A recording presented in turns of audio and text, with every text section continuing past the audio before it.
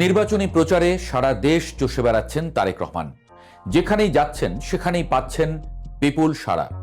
দেশের প্রশাসন থেকে শুরু করে সাধারণ মানুষের হাবভাবেও ফুটে উঠছে তারেক রহমানকেই দেখা যাচ্ছে প্রধানমন্ত্রী হিসেবে।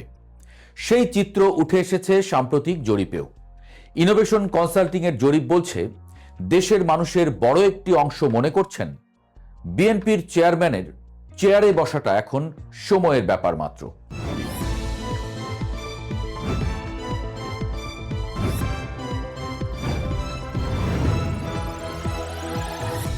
বুলেট প্রুফ গাড়ি থেকে হেলিকপ্টার, সব মাধ্যমেই নির্বাচনী প্রচার চালাচ্ছেন তারেক রহমান।